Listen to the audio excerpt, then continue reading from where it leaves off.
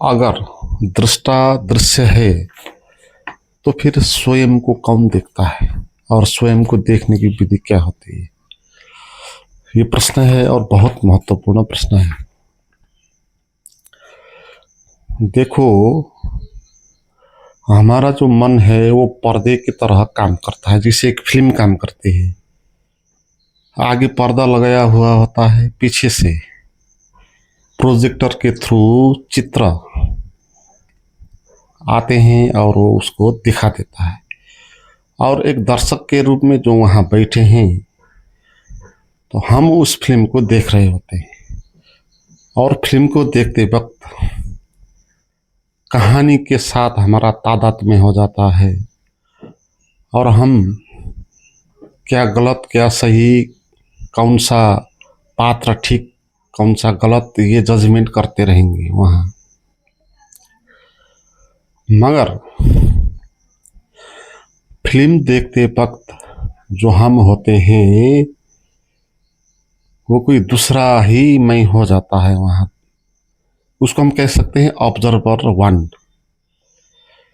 वो जो रामायण का फिल्म देख रहा है बैठ के हॉल में, वो अपना मैं को तो वहाँ भूल रहा है।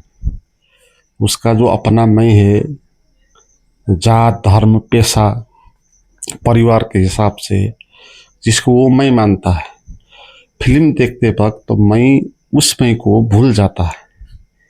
असल में उसी मैं को भूलने के लिए तो आया है वहाँ, क्योंकि वो मैं परेशान करता रहता है।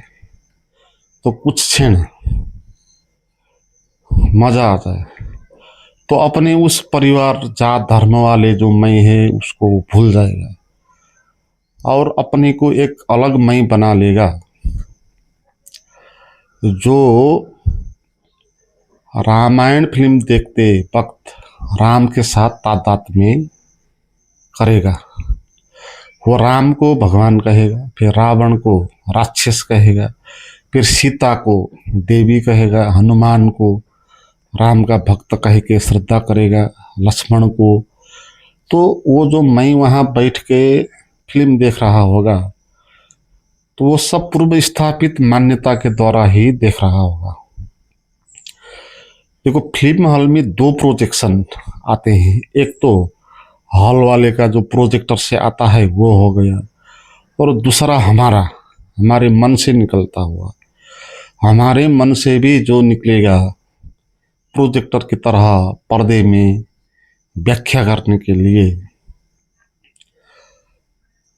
वो प्रोजेक्शन पूर्व स्थापित है। उसको पहले ही पता है कि राम भगवान है। अब उसकी रामायण को देखने की दृष्टि ही और कुछ हो जाएगी। और रावण को इस तरह देखेगा कि इसको खत्म करना चाहिए, घृणा करेगा रावण को।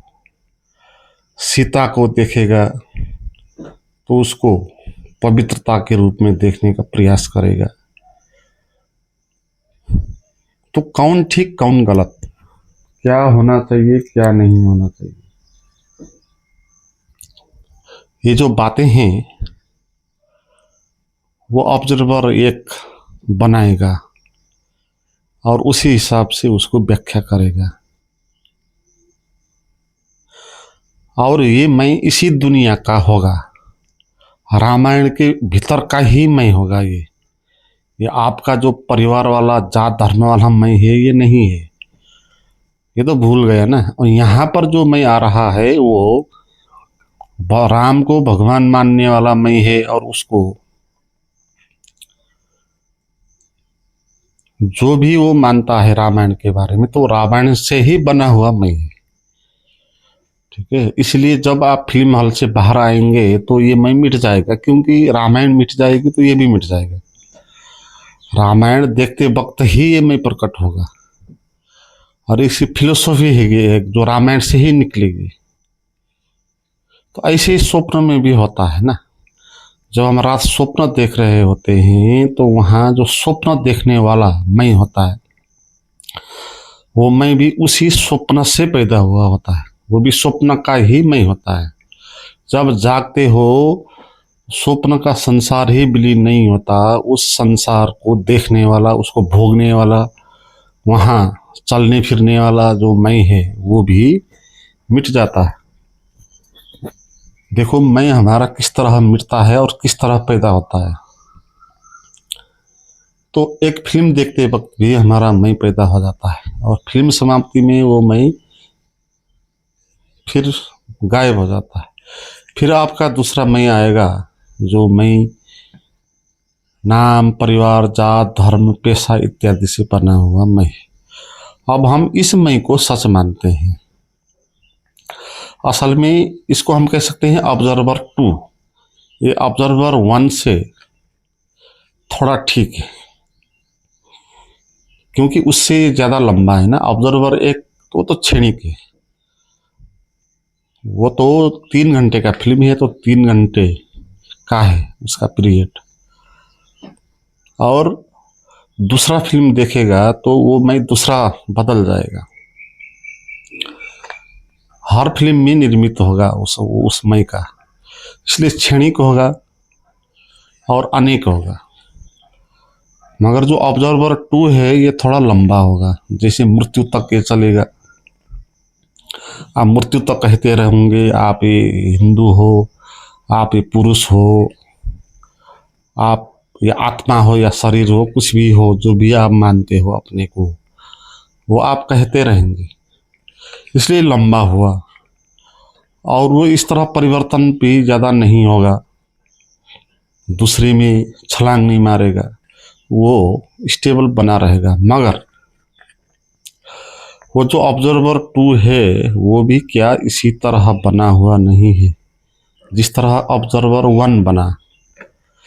देखो ऑब्जर्वर 1 कैसे बना। रामायण को देख के राम, रावण, सीता, हनुमान, लक्ष्मण को देखते हुए और क्या गलत क्या सही, और राम भगवान, ये बातें उसको पहले ही पता हुई थी और उसी के थ्रू वो देख रहा होगा। ऐसे ऑब्जर्वर 2 भी इस संसार को एक फिल्म के रूप में ही अनुभव करेगा। वो भी अपने परिवार को, अपने जात को, अपने धर्म को मान के अपने को बनाएगा ना। जैसे हिंदू धर्म में वो पैदा हुआ है तो अपने को कहेगा हिंदू। उसको पहले ही कहा गया कि वो हिंदू है, अगर नहीं कहते वो नहीं कहता। जैसे पहले ही कहा गया कि राम भगवान है, ऐसे ही कहा गया कि आप हिंदू हो। तो राम को आप फिल्म देखते वक्त भगवान मान के व्याख्या कर रहे हैं और आपका जीवन का दर्शन जिस तरह बन गया है तो उसी तरह इस संसार का भी बना। इसी तरह आप पुरुष हो या महिला हो तो पहले ही कहा गया आपको कोई महिला व पुरुष हो और क्या करना चाहिए और क्या नहीं करना चाहिए, क्या ठीक क्या गलत, यहाँ पर भी आपको समाज ने सिखाया हुआ है। तो इन्हीं मान्यताओं के कारण आप अपने को मैं मानते हो, उसी से निर्मित है ना ये भी। जो ऑब्जर्वर 2 है जिसको आप मैं करते हो, वो भी विचारों से ही निर्मित है। ये खुद ही एक विचार है। जैसे कृष्णमूर्ति कहते हैं ऑब्जर्वर इज ऑब्जर्व्ड। तो हम जिसको मैं कहते हैं वो एक विचार कैसे है। जैसे हम मैं का क्या आंसर देते हैं, जैसे देते हैं हिंदू हूँ, पुरुष हूँ या शरीर हूँ, तो हम शब्द का ही तो वहाँ यूज कर रहे हैं ना, थॉट का ही यूज कर रहे हैं। तो मैं हम मान रहे हैं यहाँ विचारों के द्वारा मान रहे हैं। और जो विचार मन के पर्दे पे चल रहे हैं वो बहुत सारे विचार हैं। ऐसे ही एक मैं का भी विचार है, मगर हम उस मैं के विचार को सच मानते हैं, वो सच में मानते हैं और यहीं पर उलझन हो जाती है। हम अपने मन को, उसमें चलते हुए विचारों को नियंत्रण कर रहे होते हैं। यहाँ पर ये मान रहे होते हैं हम कि मेरे मन में चलते हुए जो भी विचार हैं उन सब से मैं वाला विचार कोई अलग विचार है, और वो मैं वाला विचार चाहे तो अन्य विचार को कंट्रोल कर सकता है। इस मान्यता को मान के आप विचारों को नियंत्रण कर रहे हो, तो आपके मन में भी ऐसा ही फिल्म चल रहा है। जैसे बाहर फिल्म आप देख के आए हो, आपके मन के पर्दे में चित्र विचार के रूप में चल रहे हैं, और आप उन विचारों को दो भाग में बांटते हो। एक को सकारात्मक कहते हो, एक को नकारात्मक कहते हो, अच्छा कहते हो, बुरा कहते हो। जिस तरह फिल्म में आप मानते हो कि राम भगवान है, रावण राक्षस है, ऐसे ही आप मन में आपके चलते हुए भावों को, वृत्तियों को दो कैटेगरी में रखेंगे, और ये प्रकृति के द्वारा आए हुए विचार है।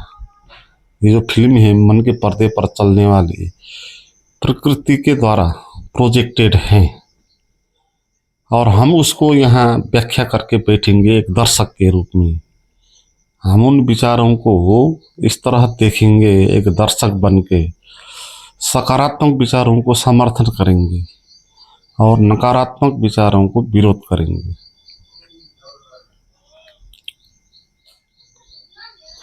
मगर यहाँ पर क्या भूल हो रहा है कि जो समर्थन या विरोध करने वाला है मैं, वो खुद ही एक विचार है। जैसे सकारात्मक नकारात्मक विचार है, ऐसे ही ये मैं का भी एक विचार है। तो आप विचार को तीन कैटेगरी में बांट सकते हो। सकारात्मक विचार जो आप कहते हो, नकारात्मक विचार, और आपके मैं का विचार। देखो, मन के पर्दे में व किसी फिल्म के पर्दे में भी एक बार में एक ही चीज आता है। अगर राम दिखाई पड़ रहा है तो उसी जगह पर रावण दिखाई नहीं पड़ेगा। तो एक बार एक जगह पे एक ही हो सकता है। तो आपके मन में चलते हुए विचार भी ऐसे ही है, वहां भी एक ही विचार चल रहा होता है। ऐसा नहीं कि एक मैं का विचार पीछे खड़ा बना रहता है और उसके आगे बहुत सारे विचार चलते हैं, ऐसा नहीं। मगर हम इसी तरह सोचते हैं। हम क्या सोचते हैं कि जो मैं है वो सबसे श्रेष्ठ विचार है और पीछे खड़ा हुआ है एक हिमालय की भांति, और उसके आगे अन्य विचार चल रहे हैं। सकारात्मक विचार चल रहे हैं, नकारात्मक विचार चल रहे हैं, और पीछे खड़ा हुआ जो मैं है वो चाहे तो सकारात्मक विचार को कब्जे में ले सकता है और नकारात्मक विचार को वहाँ से हटा सकता है। तो इस मान्यता को मान के हम अपने मन के साथ द्वंद्व कर रहे होते हैं। ये हमारा जीवन का द्वंद्व है। यही है क्षुद्र खेल संसार का, जहाँ आप नकारात्मक चीज़ों को विरोध करते रहोगे और वो विचार और ज़्यादा आने लगेंगे, क्योंकि आप जिसका विरोध करोगे उस चीज़ को आप वैल्यू देने लग जाओगे और वो चीज़ आप पर हावी हो जाएगी। तो वो जाएगी नहीं, और आपको लगने लगेगा कि आपको और ज़्यादा प्रयास करना चाहिए, तो फिर आप और ज़्यादा प्रयास करोगे। तो ये खेल चलता रहेगा। यही हमारा जीवन है, एक महाभारत की लड़ाई की तरह हम लड़ते रहते हैं। और यहाँ पर जो हमारी मान्यता काम कर रही वो यही है कि मैं हूँ कुछ विशेष, पावरफुल, और मेरे आगे सकारात्मक विचार ज़्यादा आना चाहिए, नकारात्मक विचार नहीं आना चाहिए। मगर वो जो मैं है पीछे खड़ा हुआ, वो पीछे खड़ा हुआ नहीं है। वो मैं भी अन्य विचार जैसे एक विचार है, वो रियल नहीं है। आपने मैं को भी माना ना, जैसे आपने पेड़ को माना कि पेड़ है, आकाश को माना आकाश है, जानवर को माना जानवर है, ऐसे ही अपने को माना मैं है। और मैं को मानने के लिए कौन कौन सा शब्द यूज किया? मैं शरीर हूँ, मन हूँ, बुद्धि हूँ, जात हूँ, धर्म हूँ, पेशा हूँ। सारे शब्दों को आप उपयोग करके मैं को बनाया। तो आपका मैं विचारों का मैं है, रियल मैं नहीं है। तो जो विचार का मैं है, विचार के द्वारा बना हुआ मैं है, वो मैं अन्य विचारों को कंट्रोल नहीं कर सकता, क्योंकि खुद ही कंट्रोल है ना, वो खुद ही विचार है, उसी कैटेगरी में आता है। तो जब आप इस बात को समझेंगे तो आपके मन के पर्दे में जो खेल चल रहा है, जो फिल्म चल रहा है, वो बंद हो जाएगा। क्योंकि अब आप अपने मन में चलते हुए विचारों को कंट्रोल नहीं करेंगे, क्योंकि कौन कंट्रोल करेगा। तो आप उस क्षुद्र खेल को छोड़ देंगे, तो फिर तथ्य स्वीकृत हो जाएगा। देखो, तथ्य को स्वीकार करना है। आपके मन में सकारात्मक विचार आते हैं, ये तथ्य है। नकारात्मक भी विचार भाव आते हैं, ये भी तथ्य है। और आपका जो मैं है वो भी विचार से बना हुआ है, ये भी एक तथ्य है। इन तथ्य को, तीन तथ्य को आप रखो और स्वीकार करो। आप नकारात्मक विचार भाव या वृत्ति जब आए, उसको आप गलत मत कहो, उसका आप विरोध मत करो, क्योंकि वो एक तथ्य है, वो ऐसा है। आपके विरोध करने से वो जाएगा नहीं। ऐसे सकारात्मक विचार आएंगे तो उसका भी ज़्यादा समर्थन मत करो, क्योंकि आपके समर्थन करने से वो ज़्यादा आने वाला भी नहीं है और उसके कारण आया भी नहीं। आपका मन एक पर्दा है, प्रकृति के द्वारा वहाँ लीला खेल चलता है। कभी कैसे विचार आते हैं, कभी कैसे आते हैं। तो विचारों को भेदभाव मत करो, विचारों को दो भाग में मत बांटो। आप सकारात्मक या नकारात्मक मत करो, तथ्य को स्वीकार करो। और ये सही और गलत हमको पता भी नहीं कि क्या सही क्या गलत है। ये हमको कहा गया ना, जिस तरह रामायण में कहा गया कि राम भगवान है, रावण राक्षस है। तो आप उसको मान के रामायण देख के जिस तरह आए, तो रावण को देख के आपको क्रोध उठेगा, राम को देख के पूजा करने का मन होगा। राम को आप समर्थन करेंगे, रावण को आप विरोध करेंगे। ऐसे आपके मन में चलते हुए भाव विचार वृत्ति को भी सोसाइटी ने कहा कि ये विचार जो आएंगे ये गलत विचार है, ऐसा ऐसा होना पीड़ा है, ऐसा ऐसा होना दुख है, और ऐसा ऐसा है ना सुख है, ऐसा विचार आना चाहिए। तो इसी तरह आपको भी ये व्याख्या दिया गया और आप इस व्याख्या को अप्लाई करते हो खुद पे और संघर्ष में पड़ जाते हो। तो तथ्य को स्वीकार करने का अर्थ ये होगा कि आपको कुछ लेना देना नहीं, तथ्य जैसा है ऐसा है। आप ना उसको सही कहेंगे ना गलत कहेंगे, ठीक है। तो ऐसा करने से तथ्य भी स्वीकृत हो जाएगा और आप स्वयं के साथ लड़ना भी बंद कर देंगे। तो वहाँ ऐसी एक स्थिति आएगी जहाँ विचार शांत हो जाएंगे, क्योंकि विचार चलने के लिए मैं को कंट्रोलर होना चाहिए, ऑब्जर्वर खड़ा होना चाहिए, तभी विचार चलेंगे और द्वंद्व पैदा होगा। क्योंकि वो मैं विरोध करेगा किसी का और किसी का समर्थन करेगा। जिसका विरोध करेगा उसके साथ उसकी लड़ाई होती रहेगी। मगर जब आप जानेंगे मैं भी विचारों से बना हुआ है, तो कौन किससे लड़ेगा, तो फिर वहाँ खेल खत्म हो जाएगा। विरोध करने का खेल खत्म हो जाएगा। तो फिर विचार क्यों चले फिर? क्योंकि विचार तो उसके विरुद्ध जाने के लिए आते थे। आप विरुद्ध जाने वाले तो है ही नहीं, अब आपको तो स्वीकार है सब। तो विचार की आवश्यकता ही नहीं रहने के कारण विचार प्रवेश ही कर नहीं सकते ना वहाँ। ऐसी स्थिति में जब आओगे तो आप ना निर्विचार हो जाओगे। तो जब निर्विचार हो जाओगे आप, तो आप अकेले वहाँ खड़े हो जाएंगे। वहीं पर भी आप कौन है ये बात पता चलेगी। आपको स्वयं को जानना है तो आपको स्वयं को होना होगा ना। पहले स्वयं का होना ही स्वयं को जानना है, तो आपको स्वयं को होने के लिए कुछ करना नहीं, स्वयं को जानने के लिए कुछ करना नहीं, स्वयं होना है बस। तो आप अकेले ही रहो, दूसरे का विचार मन में ना आए, किसी और विचार में आप संबंधित नहीं हो, सारा शांत हो गया तो खाली में, नथिंगनेस में ही जो भी आपका स्वरूप है वहाँ उपलब्ध होगा, वहाँ स्वरूप दर्शन होगा।